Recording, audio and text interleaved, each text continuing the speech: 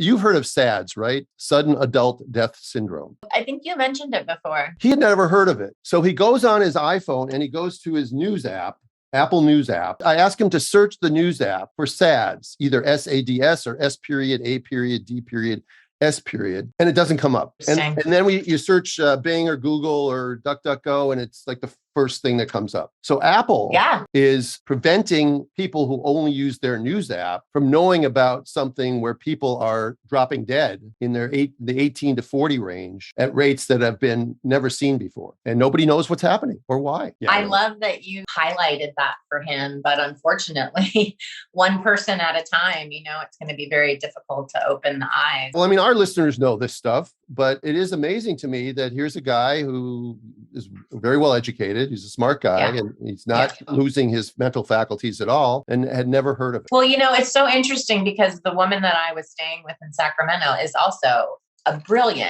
she's a brilliant woman. And we had a conversation about one of my friends getting COVID. And she said, oh, she didn't get the vaccination. And I said, honey, that doesn't prevent you from getting COVID. I said, the president got COVID. And she said, yeah, but he sees, thousands of people. And I said, the point is that with all of the boosters and all of the masks and all of that, people are still getting COVID. And it was like news to her. And it seemed pretty shocking to me. It is insanity. And back to Phil's point about not knowing about sudden adult death syndrome, Del Bigtree's ICANN, Informed Consent Action Network, he says that insurance companies are reporting a shocking increase in the number of deaths in working age people for 2021. Indiana Life Insurance CEO says deaths are up 40% among people ages 18 to 64. Now, we're not in a war yet.